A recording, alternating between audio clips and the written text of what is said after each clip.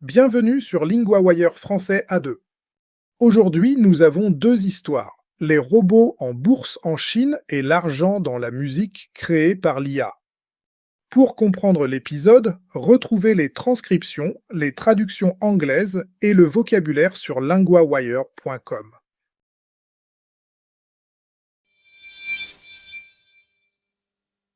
Les robots chinois font une entrée spectaculaire en bourse. Nous retrouvons maintenant Hugo, correspondant de LinguaWire pour la technologie. Merci Louis. Oui, le début a été très fort. Unitre, grand nom chinois de la robotique, est entré en bourse à Shanghai mercredi. Ses actions ont monté de plus de 600%.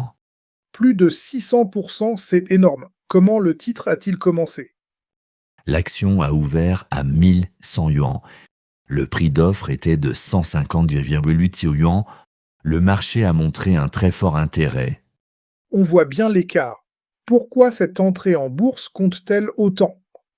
Parce que c'est la première fois qu'un robot humanoïde est coté en Chine continentale.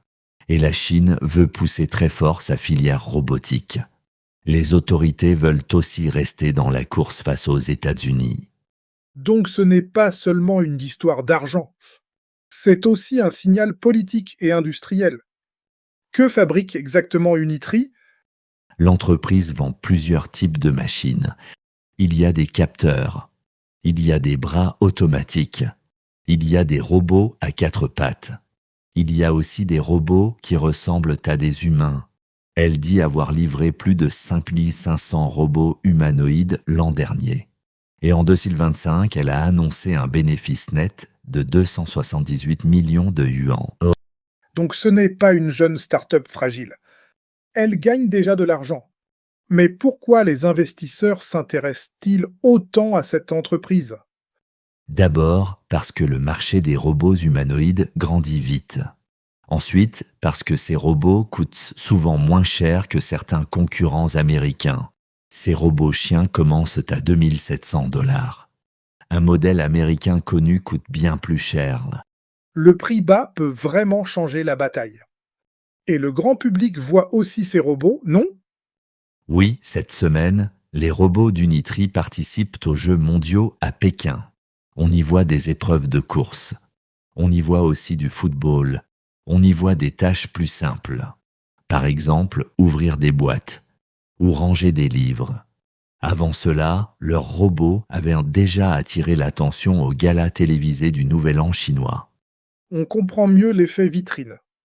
Une cotation comme ça peut aussi servir d'exemple pour d'autres sociétés?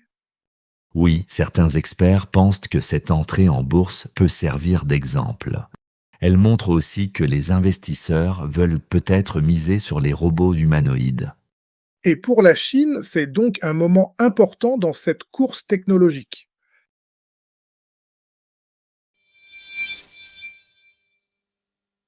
Qui va gagner de l'argent avec la musique créée par l'IA? Nous retrouvons maintenant Camille, correspondante de LinguaWire pour la culture. Merci Louis. Oui, la question devient très concrète. Aujourd'hui, l'IA peut créer une chanson en quelques secondes. Mais derrière cette rapidité, il y a un gros problème. Qui doit être payé?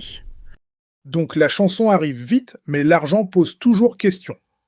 Quel est le vrai choc pour le monde de la musique? C'est que l'IA change une règle ancienne. Pendant longtemps, si on utilisait le travail de quelqu'un, on demandait la permission. Et on payait. Avec la musique, cela passait par des licences. Par exemple, pour un film, une pub ou une série. Maintenant, les plateformes d'IA permettent de générer un morceau complet. Elles peuvent aussi créer les paroles et la voix. Donc la machine peut faire presque tout le travail créatif d'un coup. Et le conflit commence déjà autour des données utilisées, c'est ça. Oui, une partie du débat porte sur ce que les modèles ont appris. On ne sait pas toujours très bien quelles chansons ont servi à l'entraînement. Des artistes et des chercheurs disent que ce manque de transparence complique les choses. Je vois. Sans ces informations, il est plus dur de défendre ses droits. Et des artistes retrouvent vraiment leur travail dans ces jeux de données? Oui, selon un journaliste, certains musiciens ont reconnu leurs œuvres. Cela a surpris beaucoup d'artistes. Le journaliste dit aussi que des entreprises présentent l'IA comme presque magique.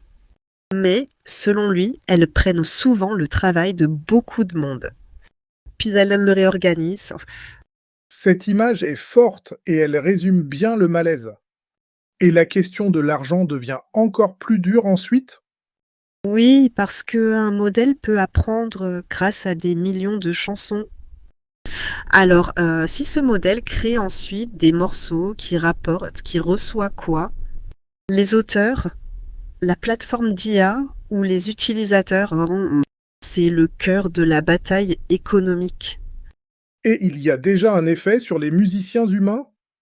Oui, certains disent que des morceaux créés par IA prennent déjà des revenus. Sur les plateformes de streaming, tout va dans le même grand pot. Puis l'argent est partagé entre énormément de titres. Si des milliers de chansons IA arrivent encore, la part des humains peut diminuer. Donc plus de musique ne veut pas forcément dire plus d'argent pour tous. Ce n'est pas seulement une affaire de technologie, mais aussi de règles. Exactement. C'est pour cela que certains demandent de nouvelles lois. Ils veulent que les modèles d'IA demandent l'autorisation avant d'utiliser des chansons. Ils veulent aussi payer les créateurs quand leur travail sert à entraîner ces systèmes.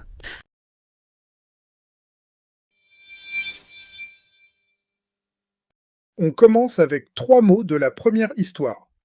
Le premier mot est l'action, au féminin. Cela veut dire qu'une entreprise vend une partie de son capital en bourse. Dans l'histoire, Unitree a fait son entrée en bourse et ses actions ont monté. Exemple, l'action de cette société a beaucoup monté. Le deuxième mot est l'entrée en bourse, au féminin. Cela veut dire qu'une entreprise commence à être vendue en bourse. Dans l'histoire, Unitree a fait son entrée en bourse à Shanghai. Exemple, son entrée en bourse a attiré beaucoup d'investisseurs. Le troisième mot est le bénéfice, au masculin. Cela veut dire l'argent qui reste après les dépenses. Dans l'histoire, Unitree a annoncé un bénéfice net en 2025. Exemple, cette petite entreprise a enfin fait du bénéfice. Maintenant, un point de grammaire à attirer. On utilise le passé composé pour parler d'une action passée. Cette action a un lien avec le présent. Exemple 1, le marché a montré un très fort intérêt. Exemple 2, la vidéo a attiré l'attention du public. Répète, le marché a montré un très fort intérêt.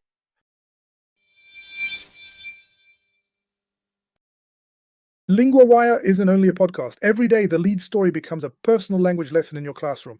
Each lesson covers reading, vocabulary, grammar, writing, and listening, all built from today's real news story.